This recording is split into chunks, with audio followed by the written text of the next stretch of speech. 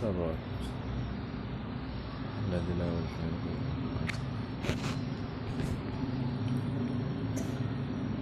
بسم الله الرحمن الرحيم.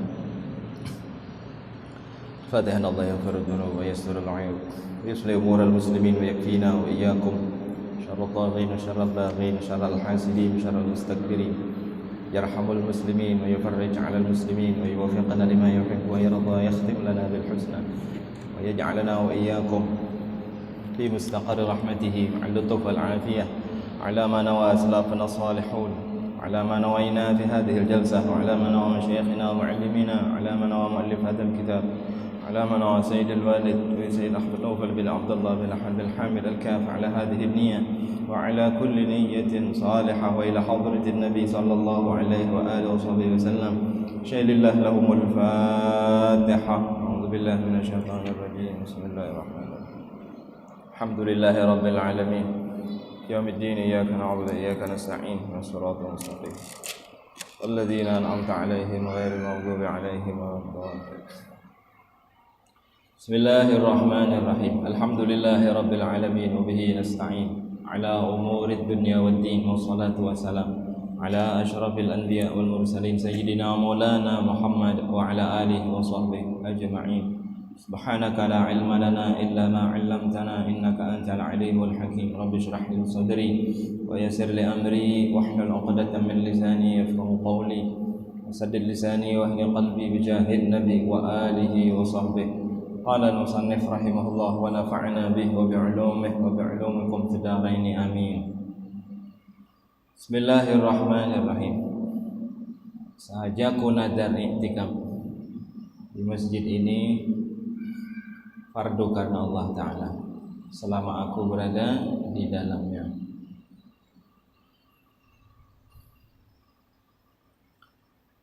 Selanjutnya masih masalah syurutus sihhatis shalah, syarat sahnya salat. Semalam sampai istiqbalul qiblah. Di antara syarat sahnya salat semalam menghadap kiblat. Menghadap kiblat bagi orang yang kada tahalang antara inya lawan kiblat lawan Ka'bah, wajib menghadap ke arah Ka'bah. Liman lam yakun bainahu wa bainal Ka'bati hijabun.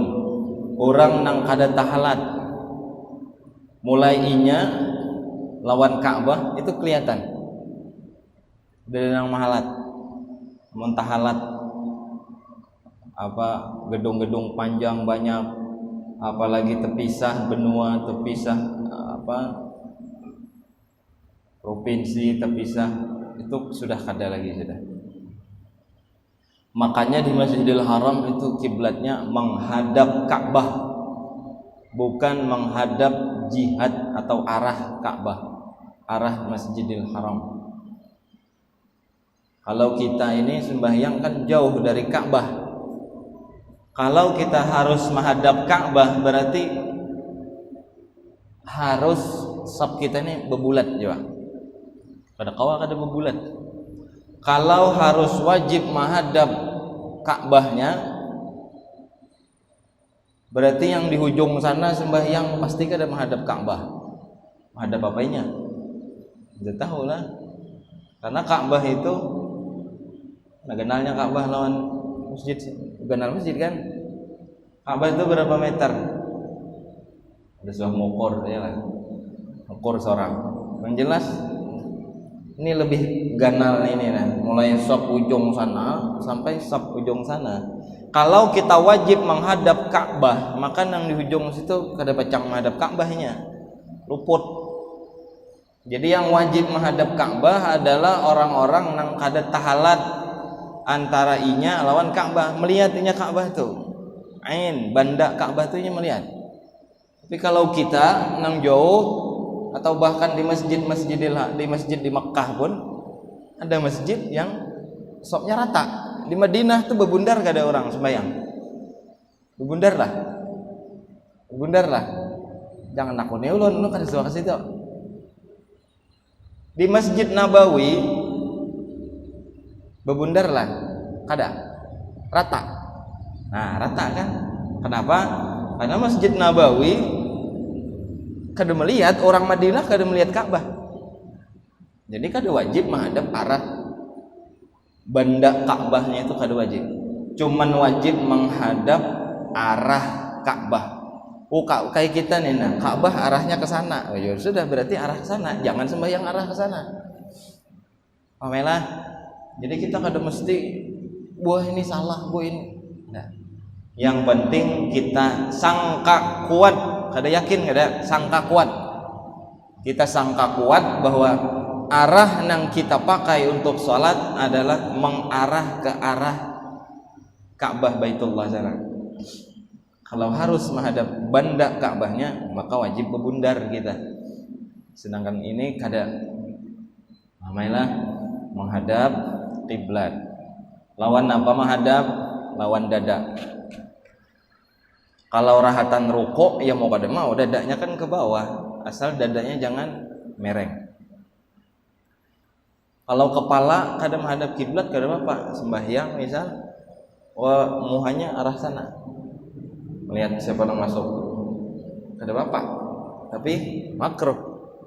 Dari segi kada apa-apa ya kada apa-apa, karena itu bukan syarat wajib, ada bukan syarat sah.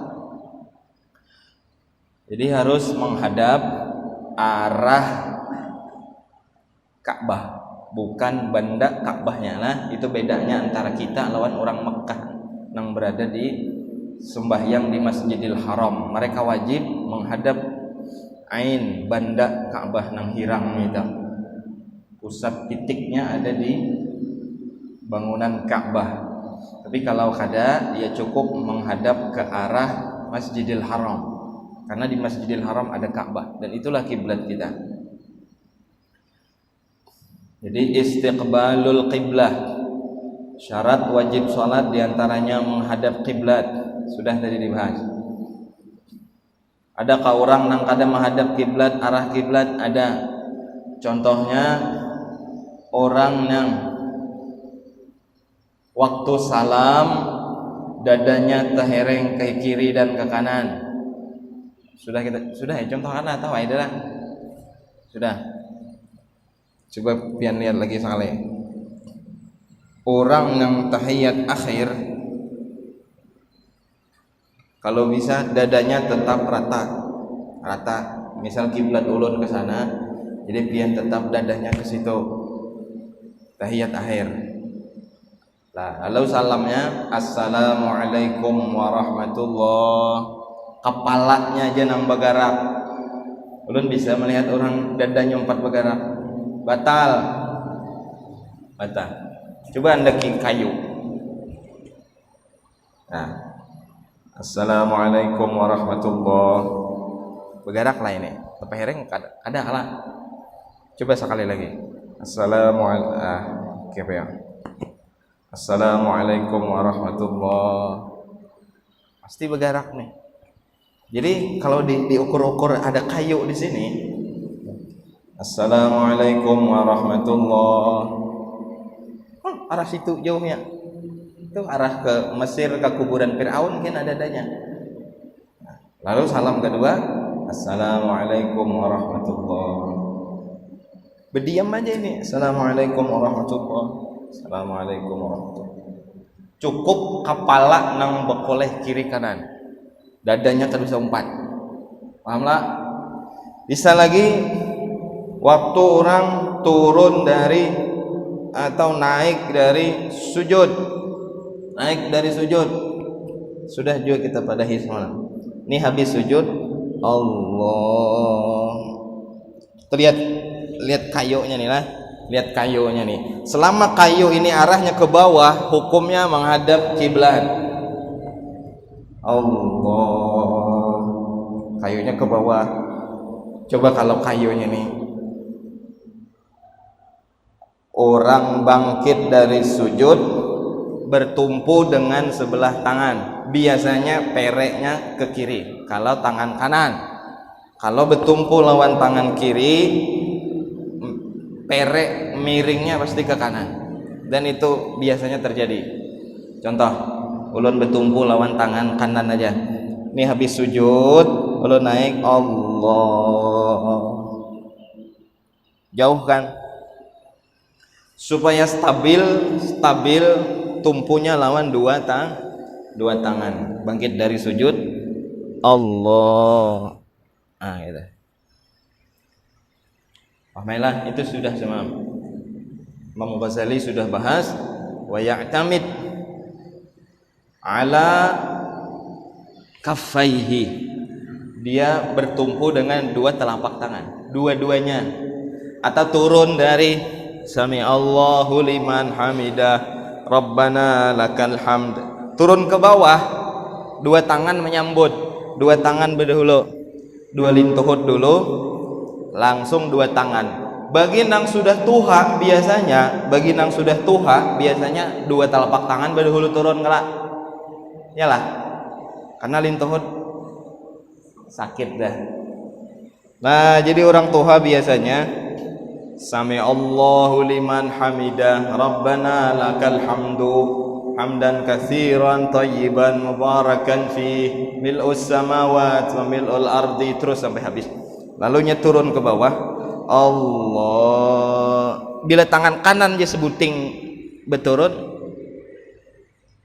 perot, atau tangan kiri aja sama Allah, perot juga, supaya kada perot kedua-duanya, Allah. Nah, dua tangan dulu, itulah pahamilah. Karena bila perot itu hukumnya membelakangi kiblat, alias kada mengarah kiblat, dan itu kada sah sembahyangnya. Perasaannya sahaya dah, perasaannya sembahyang, bujuranya sembahyang, cuma kada diperhatikan syarat sah sholat. Bisa juga hendak duduk tahiyat awal lalu tak duduk kayak tahiyat akhir, Allahu Akbar. Nah, padahal tahiyat awal nih, tapi tak duduk nang kayak tahiyat akhir, biarkan aja sudah. Kada usah dihurupi duduk nang kayak ini pulang, tidak usah, biarkan.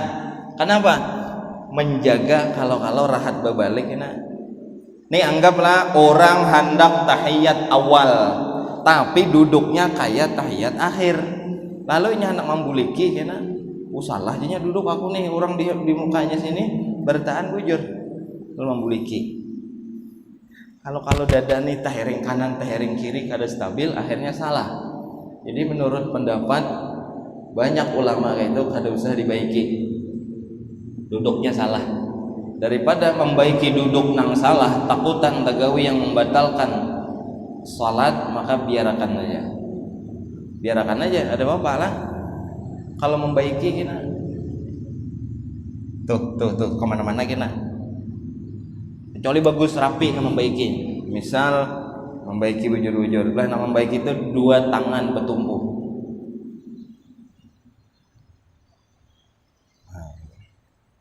Bila ada dua tangan 90% pirot bacaan, itu sudah diteliti oleh ulama. Ya, kami dulu belajar kitab ini lawan guru Allahyarham Habib Muhammad Ridho bin Abdullah Segaf Yasidin. Kalau ente duduk posisinya tahiyat awal tapi ente duduk tasyahud akhir posisi, biar aja, nggak usah dibenerin. Takut ente kerjain hal yang membatalkan sholat. Apa? Istidbarul qiblah, membelakangi kiblat. Jadi biarkan aja. Kalau membaiki itu rahat membaiki, dada kada stabil lagi salah kan? Itu menghadap kiblat. Syarat sah sholat. Fi ghairi nafilatis safari, menghadap kiblat hukumnya wajib, karena itu adalah syarat sah sholat. Jadi sembahyang kada sah bila kada menghadap kiblat. Fi ghairi nafilatis safaril mubah, pada selain sholat sunnah yang dibolehkan rahat orang musafir. Maksudnya apa?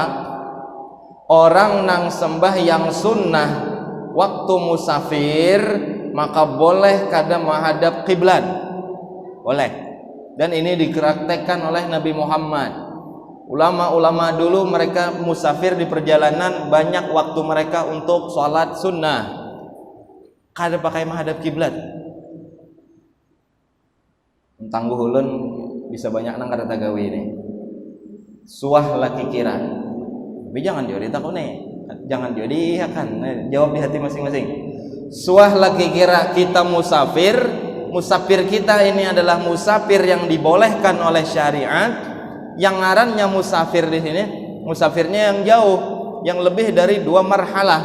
Ya kurang lebih 86 km. Sini Amuntai udah masuk, apalagi sini Banjar.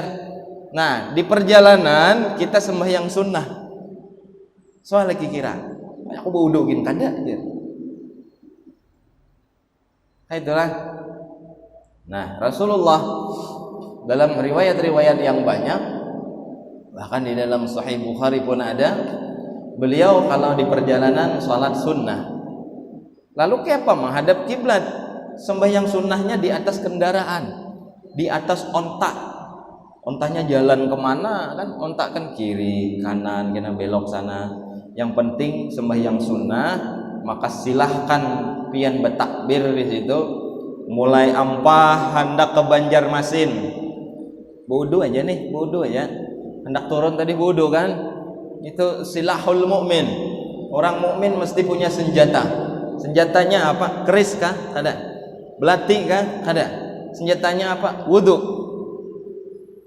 Karena ada 2 malaikat yang menjaga seorang mukmin ketika dia turun dari rumahnya pakai wudu. Ala kulli hal, mudah-mudahan kawah tagawi itu bodyguard seorang mukmin. Sayyidina Umar bin Khattab kada pakai bodyguard, padahal Khalifah Amirul Mukminin. Waktu guring hendak dibacok, hendak ditebas oleh orang Yahudi, timbul 2 singa jelmaan dari malaikat. Gara-gara hendak turun rumah tadi baudu, sangu senjata. Yalah. Sayyidina Umar lagi santai di bawah pohon, ada riwayat teguring seorang Khalifah Amirul Mukminin yang bajunya 80 tambalan ada di baju jubahnya Sayyidina Umar bin Khattab. Seorang khalifah, presiden, tambalan bajunya 80. Oh keren ya lah. Wahai Umar, sekarang kita menaklukkan Persia. Raja Persia sudah menunggu di dalam, dan engkau adalah pemenangnya. Utusan-utusanmu telah porak-porandakan pertahanan Raja Persia. Maka silahkan kau berpidato ke dalam untuk menyambut kemenangan Islam atas negeri Persia. Lalu Sayyidina Umar datang, dapat surat dari Persia ke Madinah. Sayyidina Umar datang ke Persia, pidato. Sekalinya pidato, datang orangnya pakai baju tambalan 80. Ditegur sebagian oleh sahabat, wahai Amirul Mukminin, wahai Khalifah Rasulullah, kau adalah seorang khalifah, kau raja kaum muslimin. Kenapa baju maka ini ganti. Jangan memberi sopan. Nahnu qaumun a'azzanallahu bil Islam, ya Sayyidina Umar. Kita adalah kaum yang dimuliakan oleh Allah dengan Islam, bukan dengan pakaian. Faman yabtaghi ghairal Islam, siapa yang mengharap kemuliaan selain Islam, maka kada mungkin dapat, ya Sayyidina Umar. Biar napa garang? Nih aku baju bertambah 80, Raja Persia takluk, lapat pasukanku aja nyar. Apa garang? Bukan gara-gara pakaian, gara-gara Islam. Islam kuat, Islam satu, Islam ghirahnya tinggi. Amelah, jadi sembahyang sunnah di atas kendaraan, pian bermobil, berkendaraan silakan. Asal jangan menabrak orang aja. Sambil menyupirnya sambil sembahyang, ya janganlah dulu. Kecuali pian berbuat di belakang. Kawan nyopir, pian di sampingnya atau di belakang, silahkan sholat. Posisi punya wudu, sholat duha misal. Oh ini amun ku tarusakan nih kada sawat aku sembahyang duha. Tadi turun mulai rumah habis sholat subuh, di jalan nih kada mungkin lagi singgah.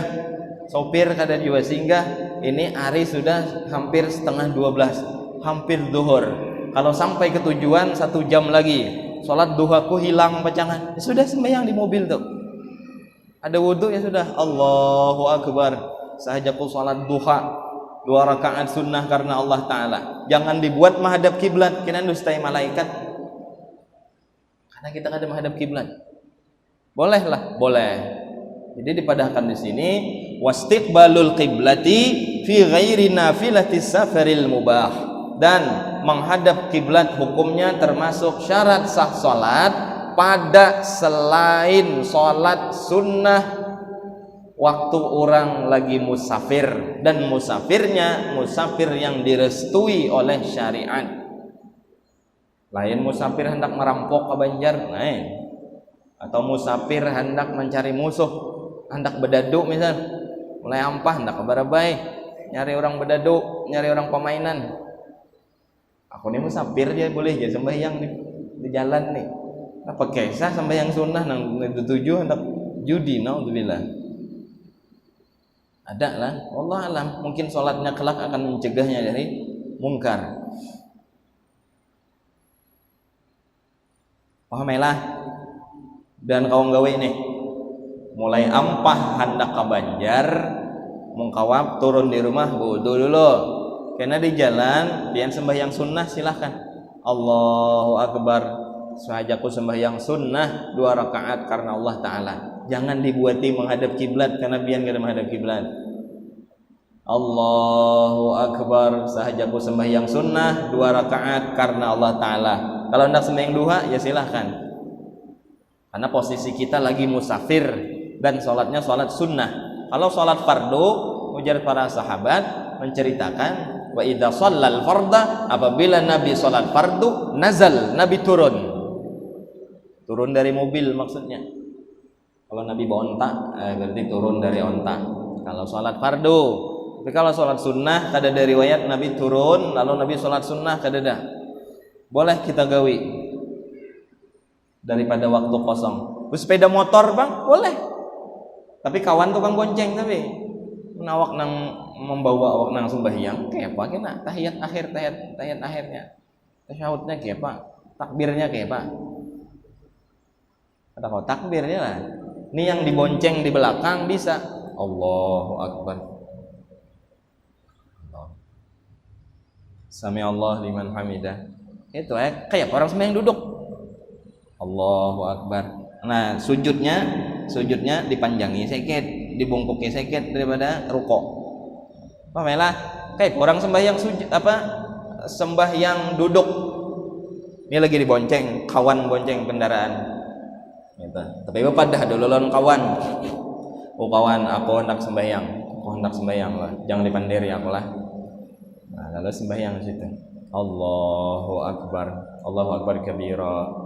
Habis Allahumma ba'id baini wa baina khataaya. Habis a'udzubillahi minasyaitonir rajim. Bismillahirrahmanirrahim. Alhamdulillahirabbil alamin waladdallin amin. Bismillahirrahmanirrahim. Qul ya ayyuhal kafirun lakum dinukum waliyadin. Allahu Akbar. Rukuk. Subhana rabbiyal a'la azim wa bihamdihi. Subhana rabbiyal azim wa bihamdihi. 3 kali. Sami Allahu liman hamidah. Kawan ni bonceng terus. Ada tahu menikung, ada tahu belok kanan, ada tahu belok kiri, kan usah menghadap kiblat. Ada apa-apa, karena kita lagi musafir. Jangan disamakan waktu orang kada musafir.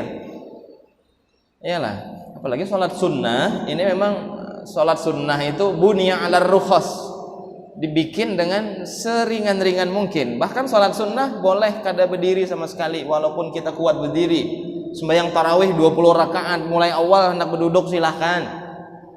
Memang dibentuk dengan seringan-ringan mungkin. Boleh. Kalau ler berdiri kena bulan Ramadan nak tarawih, bila ada nang tarawih berduduk tu berarti mengamalkan ilmu tu berarti. Ya. Tapi kurang pahala ya. Pahala duduk itu separuh dari pahala berdiri. Kalau berdirinya dapat 10, berarti duduk cuma 5. Sika sembahyang, kecuali memang uzur ya silakan, malah kulihan. Pahamlah. Intinya apabila orang sembahyang sunnah di atas kendaraan di dalam inya musafir, boleh kada menghadap kiblat sama sekali. Baik mulai awal rahat takbir pun kada menghadap kiblat silakan. Boleh, tapi catatannya inya musafir musafirnya direstui oleh syariat, lalu apa tadi? Salatnya salat sunnah. Kalau salat fardu kada boleh. Maka ya papang dia orang sembahyang fardu itu walaupun kada menghadap kiblat, salat fardu misal di jalan tol, 4 bis lintas provinsi, bisnya kada saling berdiaman, sopirnya bertiga gonta-ganti, sopirnya kada ada yang sembahyangnya, gonta-ganti sopirnya, ini kada ada yang sembahyangnya, ini cari duit aja, ganti ini ganti itu. Kayak kami dulu mulai Surabaya ke Jawa Barat, mulai Jawa Timur ke Jawa Barat, yang dilalui Jawa Tengah, kada saling berdiaman sopirnya kada sembahyangan, coklat awaknya sopir tuh, mandi kada, wudu kada, sembahyang kada, sadis ya. Nah, lalu oke, pak kita sembahyang fardu di mobil itu, ya sudah sembahyang sekawannya. Kayak apa sembahyang fardu, tapi kan dibayar. Kenapa? Karena ini sembahyang fardu. Sembahyang fardu kada boleh kada menghadap kiblat, harus menghadap kiblat. Kalaupun toh kada kawa, silahkan sholat sebisanya. Mungkin sholatnya di bis, karena bisnya jalan kita arah kemana kada tahu, walaupun sholatnya fardu silahkan kalau mau kada mau, tapi karena bila sudah sampai di tujuan dibayari, karena sholat fardu kada sah kalau kada menghadap kiblat. Lalu kita sembahyang di bis tadi apa?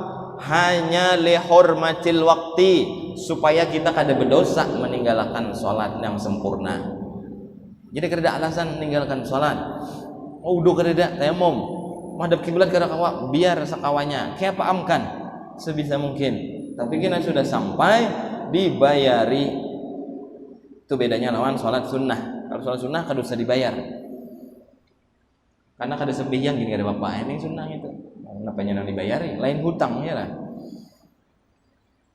Wa sholati syiddatil khaufi, dan boleh kada menghadap kiblat selain orang nang musafir di atas kendaraan, orang nang sembahyang dalam keadaan takut, sangat takut apabila waktu perang. Di dalam peperangan Rasulullah dan sahabat pun masih sholat. Kita nang perang kada apa kada, naudzubillah lah, saking kada bolehnya meninggalkan sembahyang. Di dalam pertempuran pun Nabi Muhammad dan para sahabat, para pejuang fi sabilillah, mereka tetap sholat. Tapi sholatnya mereka kada kayak sembahyang biasa. Kenapa? Karena mereka begitu takbir ya sudah perang.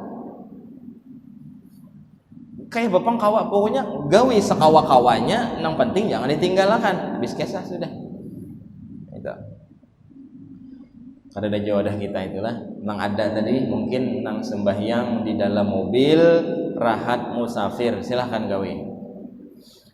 Watarkul kalami, dan meninggalkan pembicaraan. Ujar kita rahat sembahyang kada boleh bepender. Kalau bepender maka kada sah, karena syaratnya harus jangan bepender selain untuk bacaan-bacaan sholat. Bila bepender rahat sembahyang maka kada sah lah sholatnya. Kalau inya tahu dan paham. Enggak ada tahu bang, kada apa-apa, tapi dosa kada belajar, tapi tetap dibatasi oleh syariat. Ujar syariat 4 kalimat. Tuh 4 kalimat aja. Aku hendak makan iwak haruan, tuh 5 dah. Aku hendak makan nasi padang, tuh 5 kalimat batal. Tahu kah kada tahu kah? Pokoknya lebih dari 4 kalimat itu batal. Apa? Sampai 4 kalimat berarti ingat 3 aja. Kalau sudah 4 batal. Aku lapar kada batal. Kalau inya kada tahu, tapi dosa gara-gara kada belajar.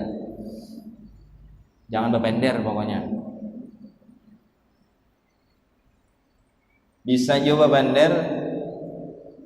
Hukum berpender, yarhamukallah. Bacaan apa itu? Yarhamukallah. Bacaan apa? Tashmitul atis, menyahut orang nang wahin, hukumnya sunnah.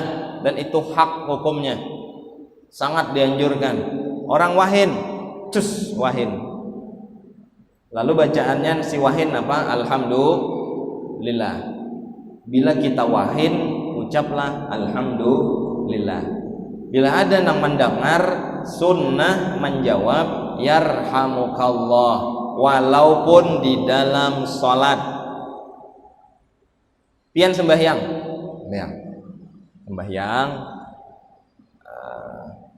ila fihim rihlatash syita'i was-shaif. Wahin alhamdulillah aja pian. Kawan dihiga mendengar, lalu inya menyahut, apa sahutannya? Yarhamuhullah, jangan yarhamuka. Kalau yarhamukallah itu di luar sholat. Kalau yarhamuhu waktu sembahyang, dan boleh kada bapak sembahyang kita, karena itu statusnya doa, bukan bepander. Karena kalau pakai yarhamuka, semoga Allah merahmati engkau, ikam, itu membawai orang bepander ngarannya. Mudahan Allah merahmati ikam, membawai orang bepander. Tapi kalau yarhamuhullah, semoga Allah merahmatinya, jadi sebenarnya yarhamuhullah, semoga Allah merahmati dia. Siapa dia itu? Ini nawahin tadi Bang. Jadi kan ada membawai bepander itu antara hu lawan ka. Yarhamukallah aslinya kayak itu. Tapi kalau dalam sembahyang masih tetap dibolehkan menjawab, tapi jangan pakai yarhamuka, yarhamuhullah, ganti yarhamukallah dengan yarhamuhullah. Boleh. Kalau pakai kaf itu termasuk bepander. Wa tarkul af'alil katsiri, selanjutnya syarat sah sembahyang juga meninggalkan, artinya jangan digawi gerakan yang banyak. Gerakan yang banyak itu apa? Salasu harakat mutawalliyat, 3 kali bergerak berturut-turut. 3 kali bergerak berturut-turut hukumnya batal. 1, 2, 3 batal. Burit gatal. 1, 2, 3 batal. Sangkadi gatal. 1, 2, 3. Begaru tuh jangan sampai 3 kali. 2 kali aja. Gatal nih. Kenapa di belakang nih? Iyalah. Kurat titik. Tambahin curang. 1, 2. Diam loh. Akhirnya kira kadar subhanallah, bergerak pulang. 1, 2. Biar hendak 1000 kali gak ada apa-apa. Tapi 2 kali aja. Apa misal pipi gatal. Tuh 2. Diam malah. Tuh 2. Jangan dihitung 1, 2, 1, 2. Ini kacau aja lah. 2 kali aja bergerak. Hendak selamat pakai telunjuk aja bergaru. Gatal di sini misal. Nah, pakai telunjuknya aja yang bergerak, dan itu kada bapak. Nah, biar hendak 10 kali, 100 kali silahkan. Itu lah, kada apa lah. Yang penting siku jangan bergerak. Bila siku bergerak berarti hukum bergerak. Siku jangan bergerak. Kayak itu aja. Mana lagi gatal, dahi gatal, bergaru. Ada apa? Ini siku jangan bergerak. Bila bergarunya ke ini, nah bergerak kalau siku kalah. Lihat siku ulun bergerak kalah.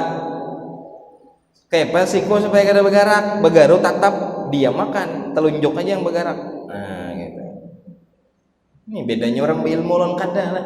Punya burung itu begaru aja 100 kali ada kamnya. Maka aja semalam bacaan 3 kali bergerak batal aja kuliah. Lain caranya ya lah. Si guru kada madahi juga. Pokoknya bila begaru 3 kali batal aja guru. Pas gurunya begaru esoknya, nah aja guru bergerak. Wah burung itu aja bungo aja sekalinya. Kada enak lagi aku belajar dia memadahkan orang marah aja sidin menggawi juga. Awak nggak salah tangkap. Bila ada melihat guru bina lain konsultasi apa? Tabayyanu apa? Klarifikasi. Jangan mudah menuduh macam-macam. Kalau kita nang kada paham, kalau kita nang kada tahu. Karena itu menggugurkan kehormatan kita. Habis ambruk ilmu yang kita dapat, mayanfa wala barakah, kada ada manfaat, kada ada berkah. Hilang, habis, lenyap, bahkan naudzubillah jadi bumerang. Walaupun merikit dia masih di otak ilmu yang sidin dulu lajarkan, karena kita sudah su'ul adab, karena hati kita sudah iktirad, hati kita sudah berontak dengan sang guru, maka ilmu yang kita dapat dari sidin dulu walaupun banyak, ini jadi bumerang, ini jadi senjata makan tuan gasan kita. Lalu kita pakai ilmu tadi, mungkin naudzubillah ilmu yang kita pakai walaupun suah belajar lawan sidin mungkin menyebabkan itu riya untuk kita, mungkin menyebabkan ilmu tadi ujub untuk kita, mungkin ilmu yang kita dapat dari guru tadi menjadikan kita orang yang sombong di sisi manusia, naudzubillah. Kenapa? Karena su'ul adab, karena i'tirad, dan itu hukumnya tidak boleh. Bila ada apa-apa yang mengganjal di hati, kalau lawan guru, datangi gurunya. Mohon maaf guru, ulun hendak klarifikasi, kalau ulun ni salah tangkap karena ulun nang celaka, ulun minta maaf betakun. Ujar pian bagarak 3 kali itu batal, maka ulun lihat pian semalam begaru panjang benar kayak ini. Ujar guru, aku begarak tuh kada ni siku aku kada begarak pangah ni telunjuk wajah yang begarak, nah gitu. Nah berarti siapa yang salah? Ya nah, dua salah, muridnya kada betakun, gurunya kada madahkan, jadi habis-habis memadahi, iyalah habis-habis memadahi. Padahakan yang kada boleh dan cari akan cara gitu. Cari akan caranya, itu tuh arif ngarannya, bijak.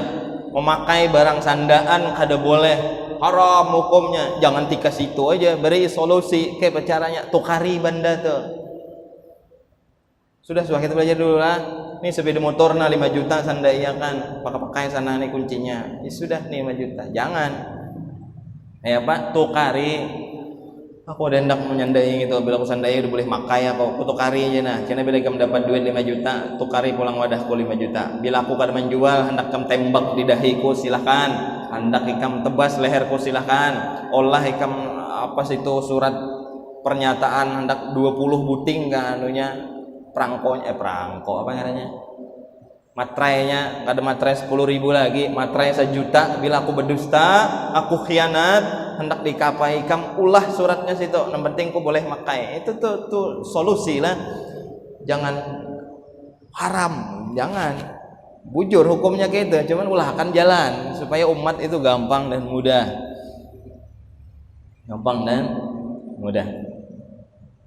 Ada yang berpendapat boleh aja jar memakai itu karena itu sudah tradisi, ya lah, tradisi kita lah, itulah memakai barang sandaan itu tradisi lah.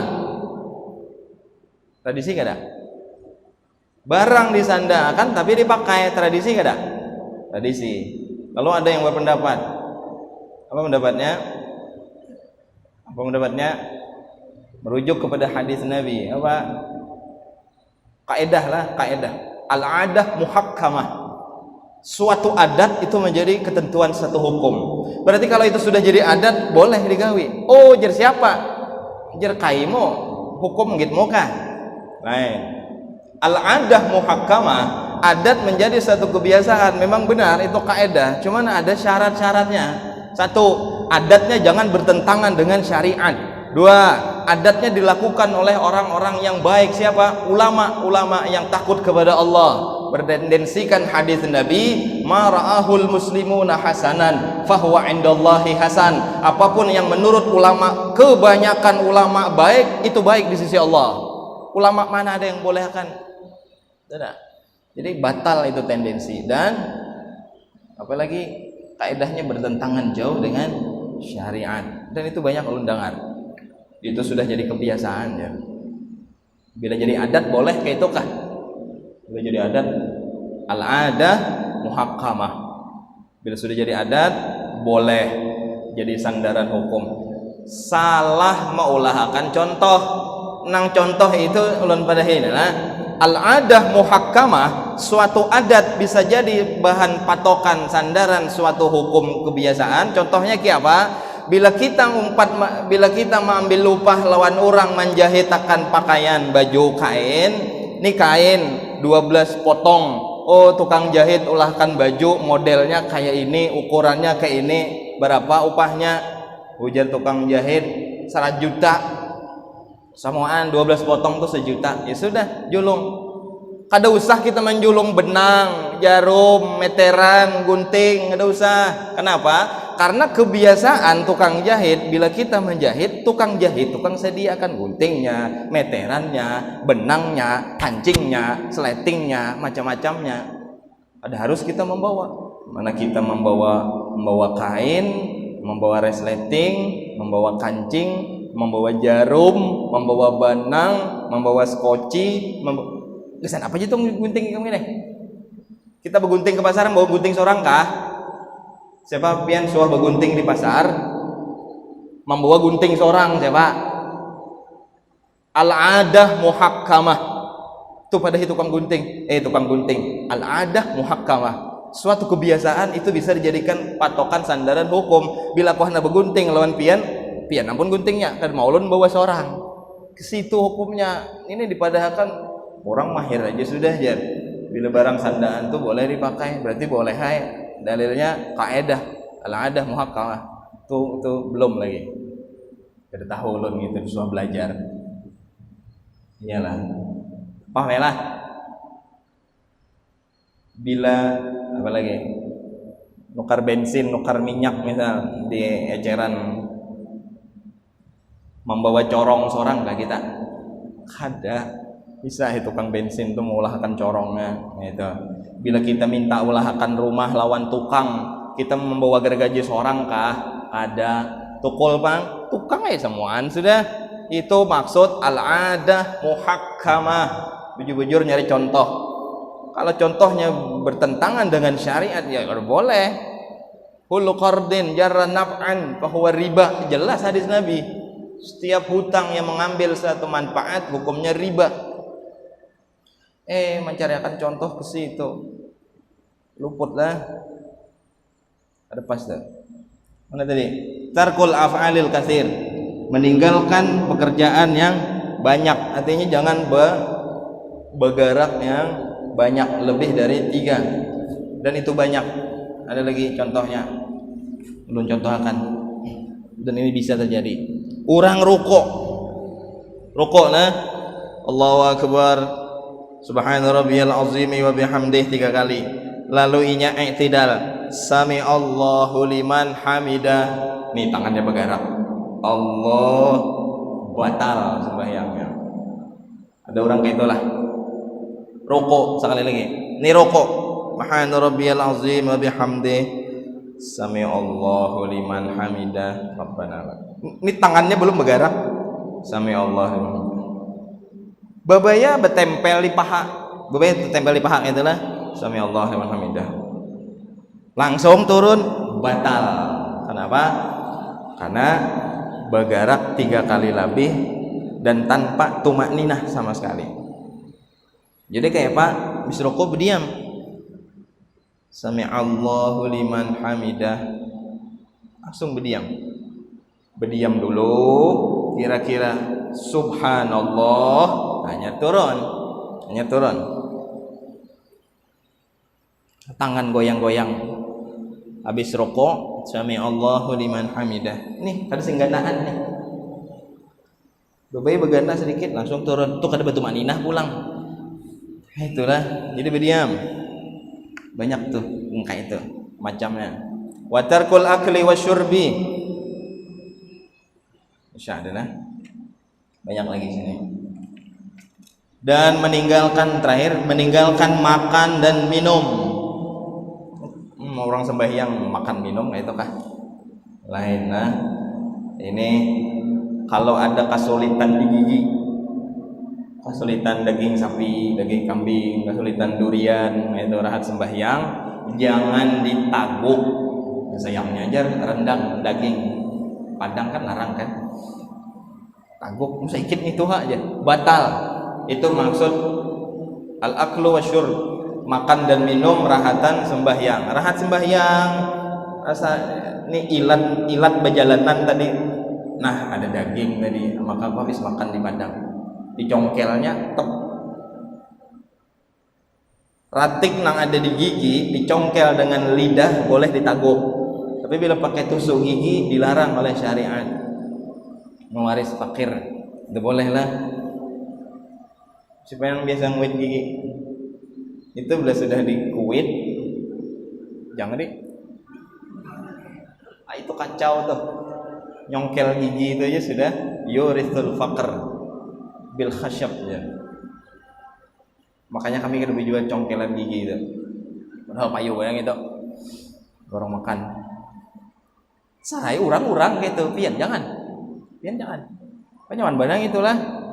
Bila nak nyongkel aja lawan ilat. Kumur-kumur kah? Pakai siwak kah? Pakai sikat gigi kah? Hilang insyaallah hilang. Ada mau berlewasan di situ. Nah, jadi maksud makan dan minum, bekas-bekas atau sisa makanan yang ada di mulut itu nang kita takuk rahat sembahyang batal. Bukannya rahat sembahyang minum kayak ada lain nah. Insyaallah kita sambung. Mudah-mudahan bermanfaat, mudah-mudahan Allah Subhanahu wa taala selalu bimbing kita untuk berada di jalan kebenaran. Amin ya rabbal alamin. Wa ala kulli niyatin shalihah. Al-Fatihah. A'udzu billahi minasyaitonir rajim.